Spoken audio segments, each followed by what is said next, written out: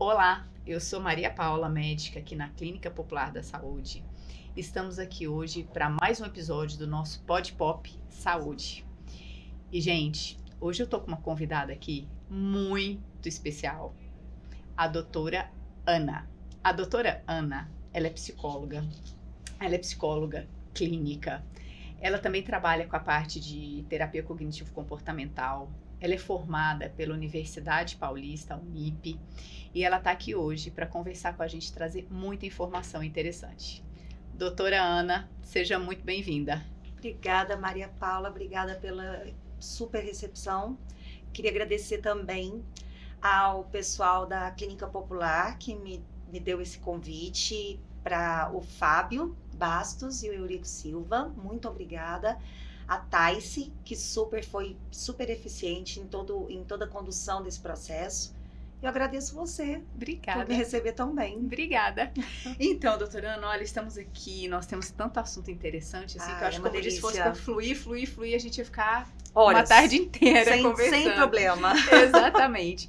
E assim, nós temos alguns assuntos que eu acho que são os mais, vamos chamar, não importantes, mas às vezes que as pessoas mais questionam, né? E hoje a gente vê muita gente tá num mundo, um mundo agitado, as pessoas às vezes se cansam, às vezes as pessoas se entristecem, só que de repente tudo vira meio que depressão, né? Então eu queria assim que a gente falasse um pouquinho, que você trouxesse pra gente um pouco esse negócio assim, né? Tudo tá muito taxado, né? Até que ponto é só uma tristeza? Até que ponto é uma depressão? Como que seria isso? Adorei a parte do taxado. Não de é? verdade, nós estamos rotulando as pessoas. Isso. Eu tenho pacientes que chegam no meu consultório pedindo um diagnóstico. E, na verdade, para ser mais exato em relação à tristeza e à depressão, é deixar claro que a tristeza é uma emoção. E ela é necessária. Sim. Né? As pessoas podem perder um ente querido, num divórcio, perder o emprego, passar por momentos mais complicados.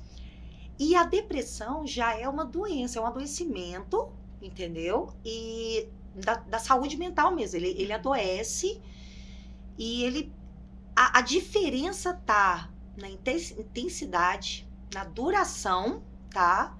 E no impacto que a depressão pode causar na vida de uma pessoa. O impacto da depressão, ela pega todas as áreas da vida de uma pessoa. Então, a pessoa não só perdeu um ente querido, está triste por aquilo, e é claro, pode ser uma tristeza profunda, mas é uma emoção e ela passa. Já na parte da depressão, a pessoa está adoecida. Ela já tem toda uma modificação dos neurotransmissores, de serotonina, que trazem prazer, que fazem a pessoa sentir prazer em coisas que ela sentia, ela deixa de sentir prazer nas coisas que ela sentia antes. Então ela envolve vida pessoal, profissional, amorosa. Uma pessoa que amava fazer um esporte deixa de gostar, não quer mais. Então é muito perceptível a mudança de comportamento. O comportamento muda.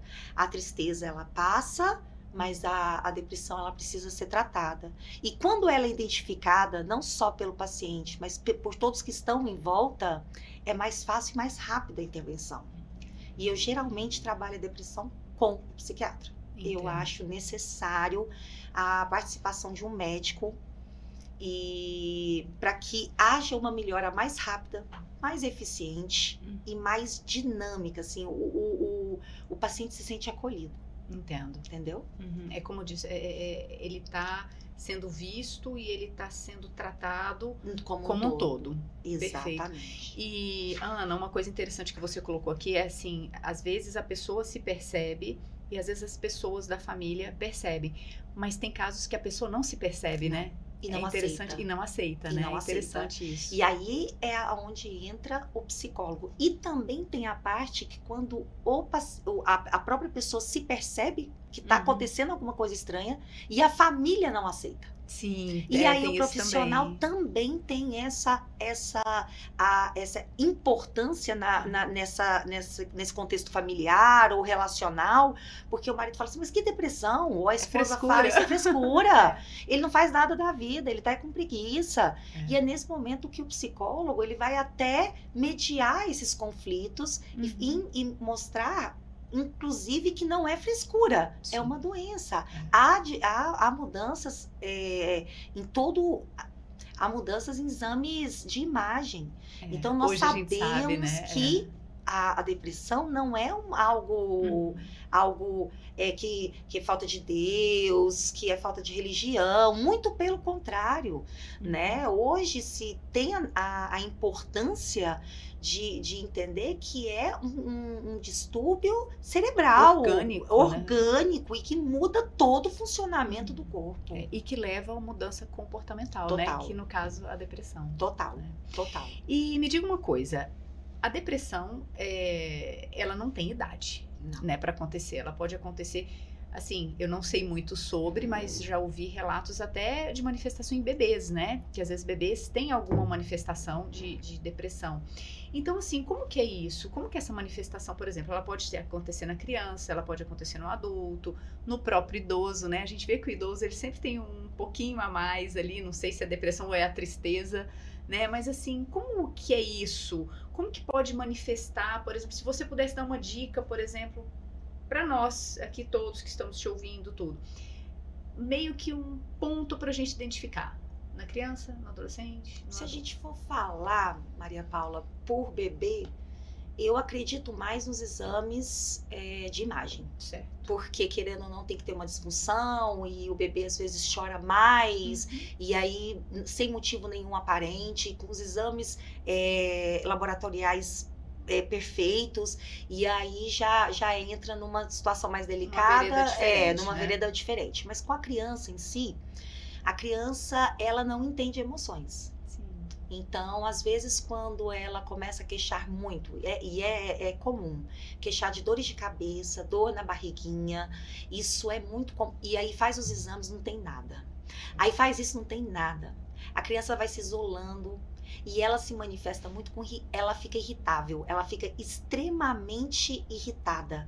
Então, é uma criança que chora com mais frequência, mas não necessariamente com aparência de tristeza. Ela chora, às vezes, por irritação, por raiva, e você vê que a criança, ela não entende o que está acontecendo, porque para ela não distingue emoção, ela sabe que alguma coisa está estranha. No adolescente, já começa a ter um pouquinho mais de conhecimento sobre as emoções, porém, ele canaliza também para a irritabilidade e para a raiva. Desconta muito, então é por isso que fala adolescente rebelde, tem que ficar muito de olho nesse rótulo. Né? Eu detesto os rótulos. Aborrecente, adolescente problemático, porque não é. Eles passam primeiro por um remanejamento hormonal gigantesco. E a depressão, ela pode ser hormonal também. Sim. Então, assim, ela pode se manifestar na adolescência com irritabilidade, isolamento social e problemas escolares. As notas caem muito.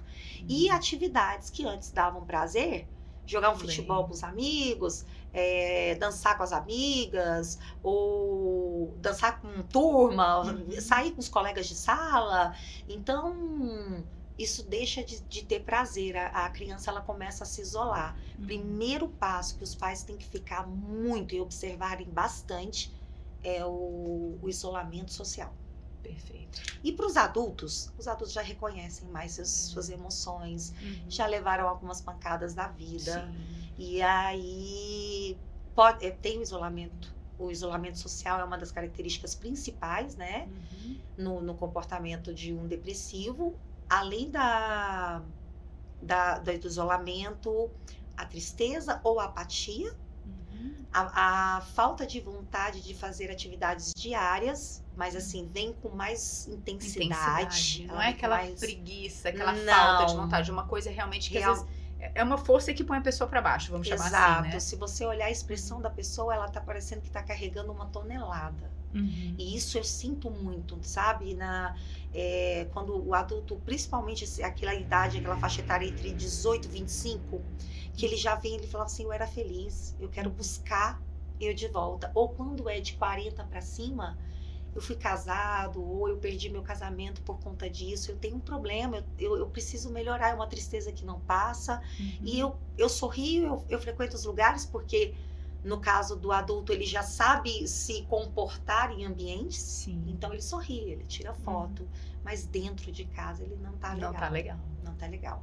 E no idoso, já começa a perder a vontade de sair pra rua, para conversar, até pela inutilidade que ele se sente. Ele pela idade dele. Já não sou útil para nada, já não sirvo para nada. Não, o senhor não pode segurar isso, o senhor não pode pegar peso. Então, assim, eles vão se sentindo limitados e isolados, né? E isso eu acho um problema social muito grande no nosso país, né? Infelizmente, envelhecer aqui é complicado. Eu estava vendo uma reportagem outro dia dos japoneses.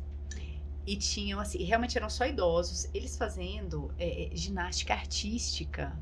Eu falei, gente, olha os idosos, né? Porque eles valorizam, a cultura deles valorizam muito o idoso, né? O idoso, ele é quase que uma referência. Uma referência, né? E nós aqui, nesse nosso mundo ocidental, o idoso, ele deixou de ser produtivo, né? Então, entra um pouco na inutilidade. Então, isso realmente é uma realidade terrível, que eu considero como um problema social mesmo, que a gente tem. Social, né? E mais para nós ocidentais, a pessoa para arrumar um emprego depois dos 70 anos é muito difícil. Então, Rio Grande do Sul foi para mim um divisor de águas na definição de um idoso em depressão. Por quê?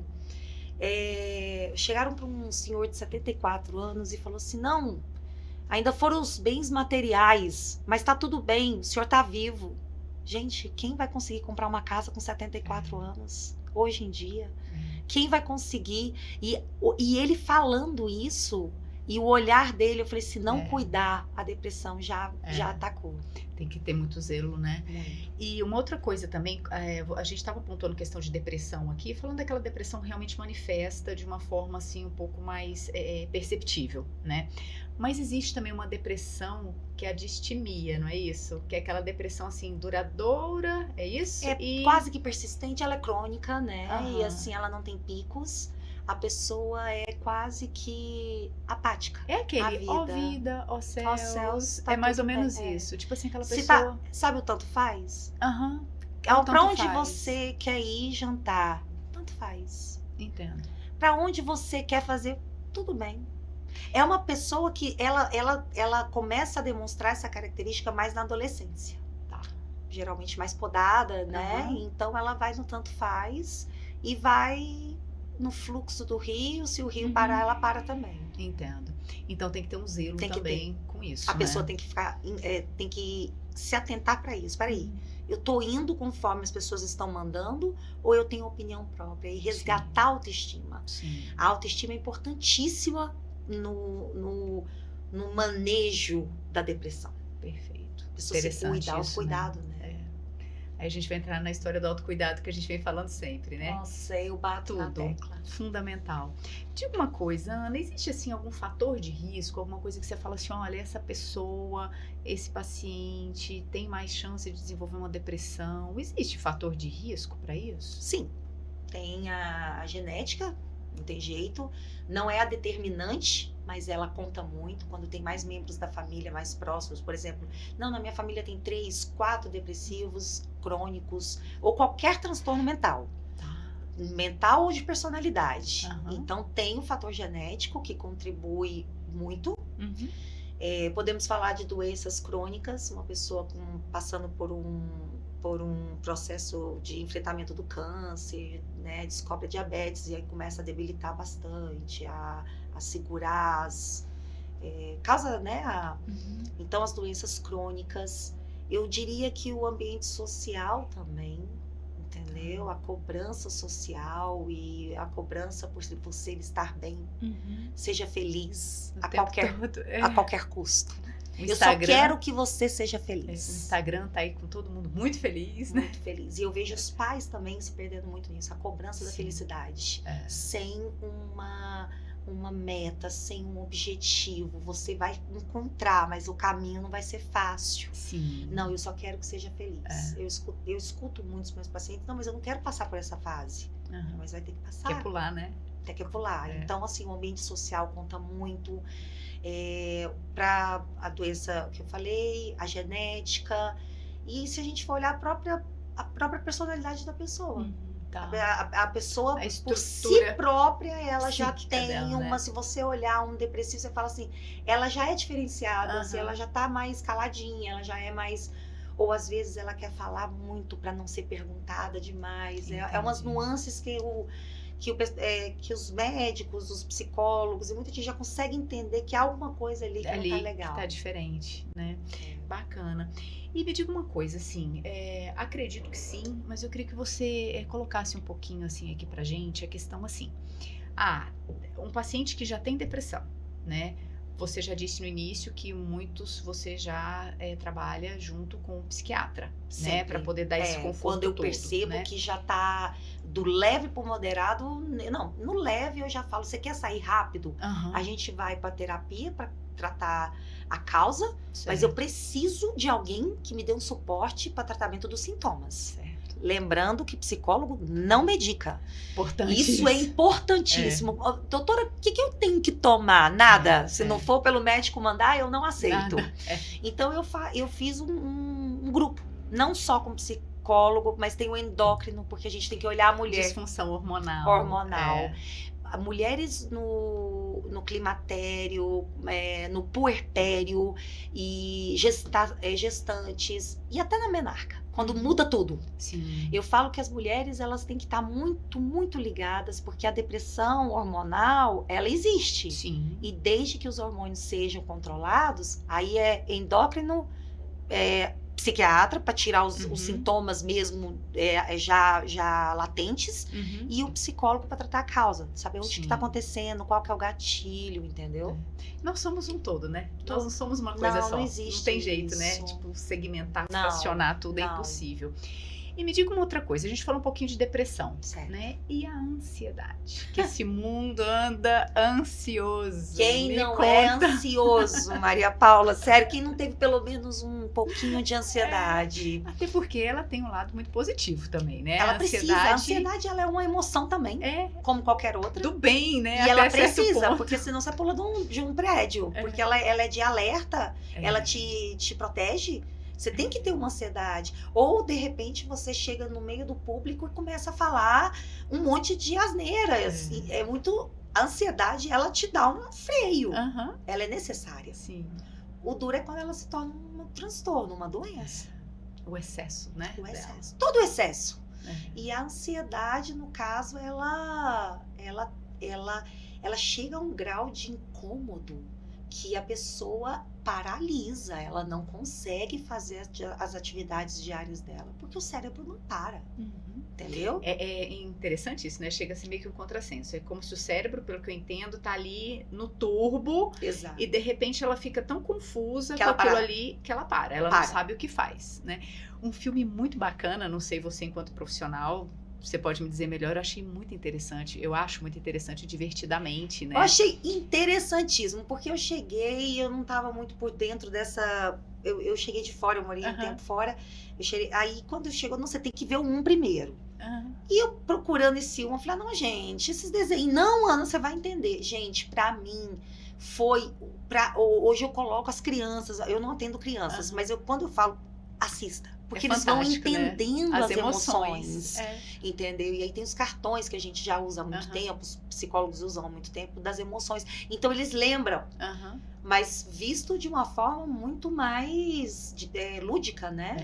E é interessante também, né, Ana, que eu percebo assim, as pessoas às vezes elas não têm o conceito do sentimento. Não. Às vezes a pessoa não sabe realmente o que é é incrível isso, mas eles não sabem o que é uma raiva. Não sabem a diferença uma raiva de uma fúria, uma ansiedade boa de uma ansiedade que já se torna mais doentia, patológica, né? Então, assim, daí eu acho que entra naquele negócio do autoconhecimento, conhecer-se, as próprias emoções, né? Então, assim, eu acho que esse filme, ele meio que materializou um pouquinho, né? Para as pessoas entenderem um pouco dessas emoções. Né? Eu falo que não é um filme infantil. Mas para os pais assistirem. Com certeza é fantástico. É fantástico porque aí dentro de casa começa-se a entender um pouco, né? Mas eu vi crianças que assistiram e me deram uma aula. Tia, eu tenho que te contar. Agora eu sei o que é raiva e eu tenho raiva. Eu falei, jura? Muito bacana. Escuta, me conta uma coisa. E a questão do estresse? O estresse do corpo, o estresse da mente, a rotina, a nossa vida, a vida que a gente leva. Sobre tudo isso, e se tudo isso também pode sair um pouco da mente e ter manifestação no corpo. Como que é isso? Me conta. Vamos falar grosso modo, que eu adoro? É uma panela de pressão. Perfeito.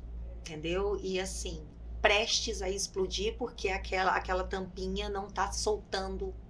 Então ela não tem válvula de escape. É uma panela de pressão.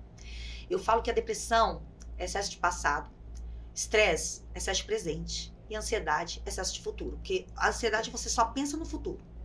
E a depressão não é que você só pensa no passado, fica preso no passado, que o comportamental ele não usa tanto isso, mas ele entende que são frustrações ao longo do tempo. E vai acumulando. Exato. E o estresse junta a ansiedade, a depressão, junta tudo no mesmo e a pessoa está sendo pressionada ou pelo trabalho, ou pela família, ou por si própria. Sim. E aí reflete em tudo. Distúrbio gastrointestinal, problemas cardiovasculares. Sono, né? Sim, cardiovascular, muita pressão. Pressão vai lá em cima.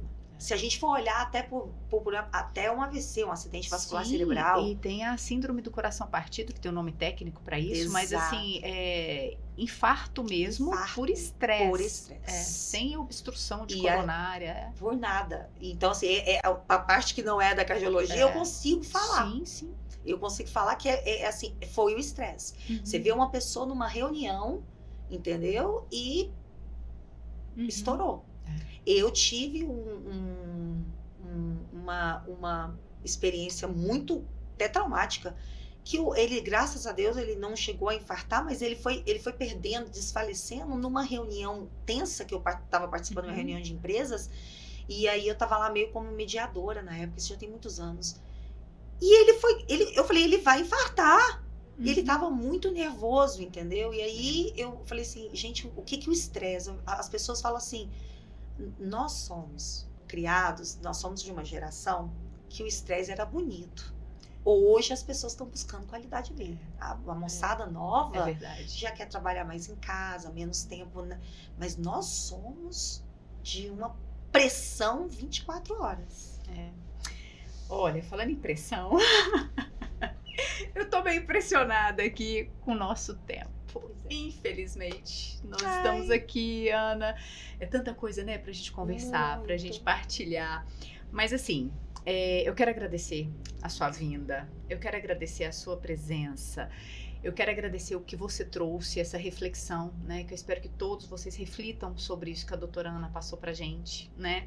E eu gostaria de já fazer um pré-convite para uma próxima vinda. Com certeza. Pra gente falar sobre mais coisas, que eu tenho um monte de pergunta também, muito interessante. Maria Paula, obrigada por ter conduzido, tá? Me senti muito à vontade. E dizer assim que só passar um recado final. Atentem para os seus filhos, para os seus cônjuges, para os seus amigos. Se a família não está observando e o amigo está observando, gente, busca ajuda. Tem ajuda, tem solução e nós estamos aqui para isso, tá bom? Pode não ser eu, mas busca ajuda com outras pessoas que vão te dar esse suporte. Perfeito. Obrigada, Maria Paula. Eu que agradeço. Verdade, tá? Pessoal, estamos aqui no nosso final de mais um Pod Pop Saúde e até o nosso próximo episódio.